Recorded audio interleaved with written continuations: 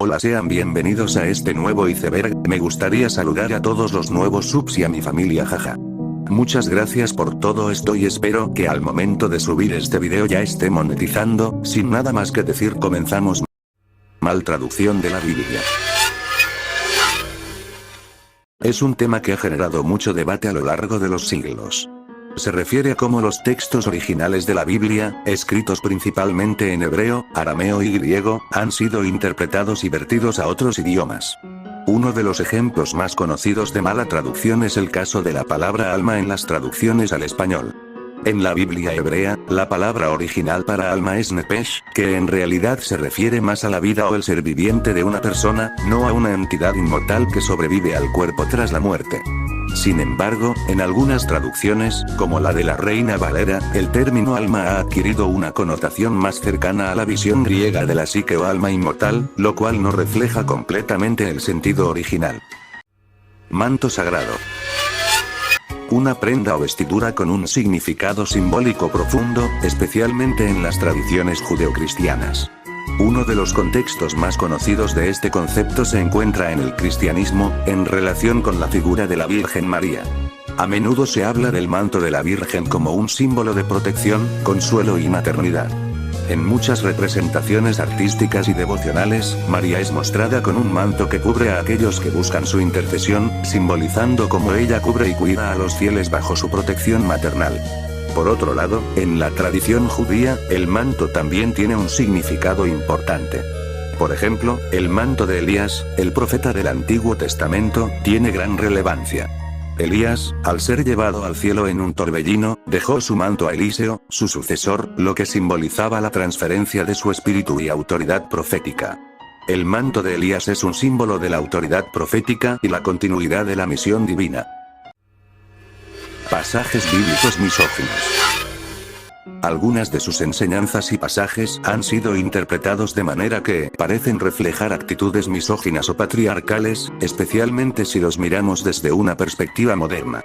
Sin embargo, esos pasajes no siempre se deben tomar como directrices universales, sino que deben ser interpretados con el debido contexto histórico, cultural y teológico. Tenemos como ejemplo Génesis 3:16, el castigo de Eva. En este pasaje, después de la caída de Adán y Eva, Dios le dice a Eva: tu deseo será para tu marido, y él se enseñoreará de ti. Además, Timoteo 2:11-15, el rol de las mujeres en la iglesia. En estas cartas de Pablo, se dice: la mujer aprenda en silencio, con toda sujeción. Porque no permito a la mujer enseñar, ni ejercer autoridad sobre el hombre, sino estar en silencio. Esto hablándonos acerca sobre el rol que tienen las mujeres y deben tener siempre para la salvación. La Torre de Babel. La historia de la Torre de Babel es una de las narraciones más fascinantes y misteriosas del Antiguo Testamento, y se encuentra en Génesis 11:1-9. La historia describe un evento que, según el relato bíblico, tiene lugar después del diluvio de Noé, en un tiempo en el que la humanidad aún hablaba un solo idioma. Según Génesis 11, los seres humanos, al haber sido dispersados después del diluvio, se habían reunido en una región de la llanura de Sinar, generalmente identificada con la región mesopotámica, entre los ríos Tigris y Éufrates. Decidieron construir una ciudad y una torre cuya cima llegara hasta el cielo, con la intención de alcanzar el cielo o hacerse un nombre, para evitar ser dispersados por toda la tierra. La torre representaba tanto su esfuerzo colectivo como su deseo de lograr una gran gloria para sí mismos. La Biblia dice que, al ver Dios lo que estaban haciendo, consideró que el proyecto de la torre representaba un intento de la humanidad de alcanzar poder y autonomía de manera excesiva, ignorando su dependencia de él.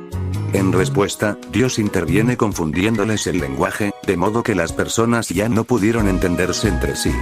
Esto provocó el cese de la construcción de la torre, y los humanos fueron dispersados por toda la tierra, cumpliendo así el mandato original de poblar el mundo. La historia de la Torre de Babel es un recordatorio del límite de la arrogancia humana. Nos enseña que, aunque la humanidad tiene un potencial inmenso para lograr grandes cosas, hay una diferencia entre la ambición legítima y el deseo de sobrepasar los límites establecidos por Dios. Referencias tomadas por otras religiones. Las religiones a lo largo de la historia han influido mutuamente en diversos aspectos, ya sea en términos de creencias, prácticas, mitología o estructuras. Estas influencias pueden observarse tanto de forma directa como indirecta, especialmente en contextos donde diferentes religiones han coexistido o entrado en contacto. Te presentaré algunos ejemplos. El cristianismo y el islam comparten una raíz común en la figura de Abraham. Ambas religiones consideran a Abraham como un patriarca clave y se consideran monoteístas, adorando al mismo Dios. El budismo nació en el contexto religioso y cultural del hinduismo, y comparte muchas creencias, como la reencarnación, el karma y el dharma, pero también tiene diferencias fundamentales, como la concepción del yo. Esto dando a conocer que tienen similitudes entre las religiones repartidas en el mundo con un solo afán: tratar de salvar a la humanidad con sus creencias. El Vaticano puede acabar con el hambre mundial. La creencia de que el Vaticano podría erradicar el hambre mundial surge generalmente desde una perspectiva idealista o aspiracional, en la que se imagina a la Iglesia Católica, con su enorme influencia moral, actuando como un líder global en la lucha contra la pobreza y la desigualdad. Esto dejando de lado las ambiciones de la Iglesia y únicamente concentrándose en los pobres del mundo y la erradicación de sus problemas, si se podría solucionar en unos cuantos años, pero esto dejando sin recursos a todas sus sedes. El Vaticano podría erradicar el hambre mundial, aunque inspiradora y basada en el potencial de la Iglesia para movilizar a la humanidad hacia el bien común, es poco realista si se considera el contexto más amplio de las causas del hambre y la necesidad de acción colectiva en todos los niveles. Sansón. Sansón es una figura central en la Biblia, específicamente en el libro de los Jueces, capítulos 13 a 16, y es conocido por ser uno de los jueces más destacados de Israel. Sansón nació de una madre estéril, que fue visitada por un ángel del Señor. Este ángel le reveló que su hijo sería un hombre especial, dedicado a Dios desde su nacimiento, y que tendría una gran fuerza para liberar a los israelitas de la opresión de los filisteos, enemigos de Israel. Como parte de este voto de dedicación, un voto nazareo, Sansón no debía cortar su cabello, evitar el alcohol y no acercarse a muertos, todo como señal de su consagración a Dios. La característica más famosa de Sansón es su fuerza extraordinaria, que le permitía realizar hazañas casi sobrehumanas. En varios episodios, Sansón derrotó a grupos de filisteos, mató a un león con sus manos desnudas, y mató a 1000 filisteos con la quijada de un asno. Su fuerza se consideraba un don divino, pero también estuvo profundamente conectada con su obediencia a Dios y el respeto a sus votos nazareos. Sin su fuerza, Sansón fue capturado por los filisteos, quienes lo cegaron y lo pusieron a trabajar como prisionero.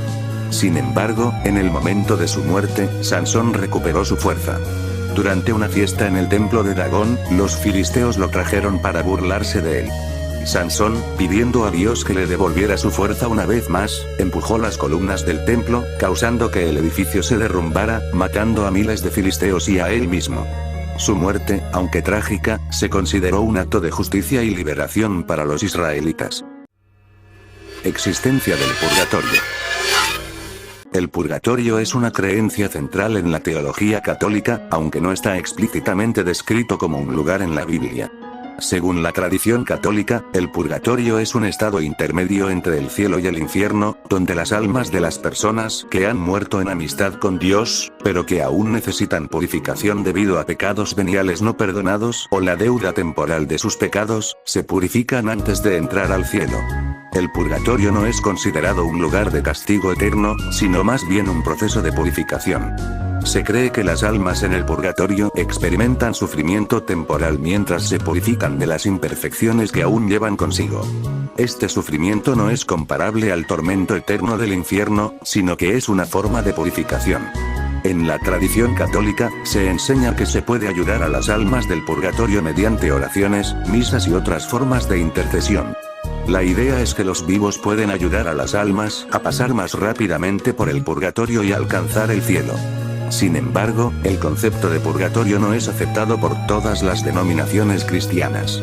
Las iglesias protestantes, por ejemplo, tienden a rechazar la existencia del purgatorio, argumentando que, según su interpretación de la Escritura, no hay evidencia suficiente para apoyar la idea de un estado intermedio después de la muerte. El origen de la circuncisión. La circuncisión tiene un origen antiguo y se encuentra en diversas culturas y religiones, aunque su significación varía según el contexto. En el caso del judaísmo, la circuncisión es un acto ritual de gran importancia y tiene un origen teológico que se remonta a la Biblia. En el judaísmo, el origen de la circuncisión en la tradición judía se remonta al Antiguo Testamento, específicamente al libro del Génesis. En Génesis 17, Dios establece un pacto con Abraham, y como señal de este pacto, ordena que él y sus descendientes se circunciden. Esto se considera una señal externa de la alianza especial entre Dios y el pueblo de Israel. La práctica de la circuncisión se convierte en un rito central para los judíos, realizándose en el 8º día de vida de los niños varones, en una ceremonia llamada Brit Milá. Listo, hemos acabado la primera parte, espero les gustó. Si es así, déjenmelos en la caja de comentarios, les agradecería con un like y suscripción. Buenas noches.